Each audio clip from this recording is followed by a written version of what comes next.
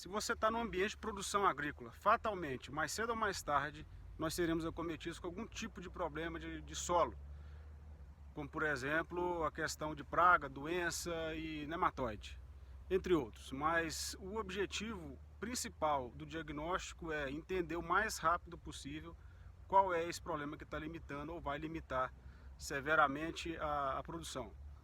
Meu nome é Ronaldo Pinheiro, estou como coordenador técnico de pesquisa da Terrena e estou hoje aqui completando um vídeo anterior sobre o uso de plantas de cobertura, em especial as crotalárias.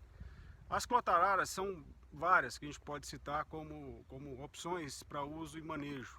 Entre elas tem Spectabis, a Breviflora, a Ocroleuca e a Juncer, são as principais. Cada uma tem uma especificidade para algum tipo de problema de lavoura. Por exemplo, eu fiz uma avaliação na minha área e verifiquei que tem algumas manchas em reboleira, principalmente acontecendo no começo, e fiz uma coleta de solo, logicamente tem a maneira correta de se coletar esse solo, e levantei um diagnóstico. Eu sei o que é que está acometendo e esse específico organismo que está acometendo minha lavoura, por exemplo, que seja um Platylencos, um nematóide silencioso, que não dá o aspecto visual igual um meloidógene, mas que requer cuidado.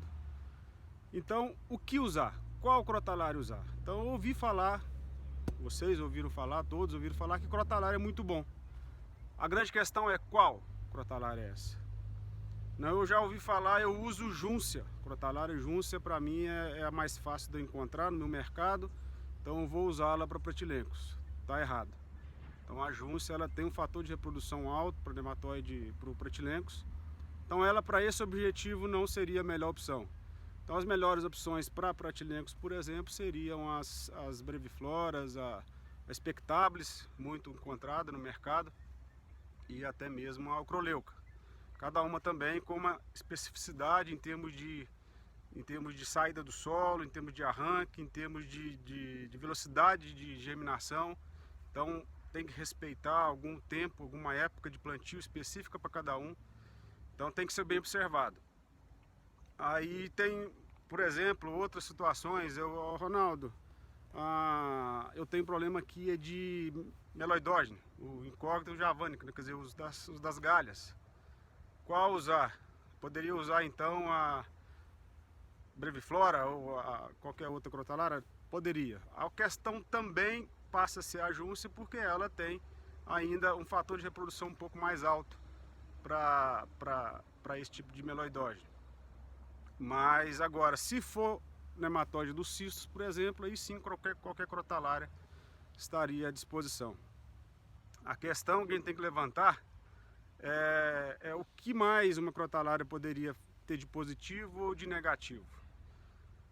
Bom, cuidado quando você tiver uma esclerotínia no seu solo, e aí sim as crotalárias em si, elas têm a esclerotina, ela encontra um ambiente propício para poder se proliferar e multiplicar nessas áreas de crotalária. Então a questão é a seguinte: entenda qual é o diagnóstico, qual é o nematóide que está te afligindo, e aí sim a gente pode escolher a melhor crotalária, a depender de qual é a janela que você tem para plantar essa crotalária. Então, no cedo, as Spectabis elas vêm muito bem, Ocroleuca. A partir daí começa a ficar desfavorável a germinação e ao desenvolvimento da crotalária. A gente tenta dar prioridade para as crotalárias que têm um arranque maior. E aí a Ocroleuca ela sai um pouco na frente da Spectabis nesse momento. E sempre que a gente passa para um plantio mais tarde, eu particularmente eu gosto de fazer um mix entre elas para que não se perca as questões de efeito. Uma coisa importante que a gente tem que dizer sobre as crotalárias também é o poder que ela tem de melhorar as questões de micorrizas no solo. Então tanto ela quanto o próprio girassol ajudam muito nessas questões de melhorar a micorriza, melhora a questão de assimilação de fósforo. Então são plantas de coberturas interessantes, que cada uma tem um efeito positivo, mas entender também quais são os efeitos negativos do uso. Isso está na mão do técnico junto com o produtor, para escolher qual a melhor janela, melhor variedade a ser colocada. Aqui nós temos aqui atrás um campo que tem uma Crotalária spectabilis, plantada em janeiro.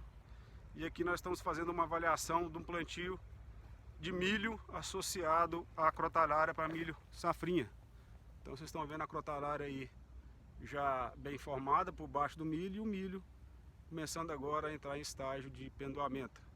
Então nosso objetivo é produzir, colocar a Crotalária no sistema para melhorar as questões de solo, colocar uma ciclagem de nutrientes com a Crotalária, fazer com que esse milho produza bem na safrinha, sem quebra de produtividade em função do uso da Crotalária, e proporcionar uma produtividade excepcional de soja, fruto aí, logicamente, dos resíduos que vão deixar o milho e a Crotalária no sistema e atuando em benefício aí de doenças de solo ou menos doenças de solo no final para a cultura da soja.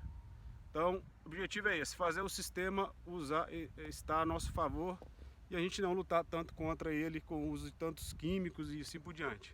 Onde não é feito o uso de plantas de cobertura, logicamente não vão ficar cada vez mais dependentes do uso de produtos, que sejam eles biológicos ou químicos, para poder a gente conviver com o nematóide ou alguma outra doença, tá bom? Na próxima a gente vai falar um pouco mais sobre plantio, como plantar uma Crotalária, como ela sair bem, quais os mix. Então esse é o objetivo do nosso próximo vídeo.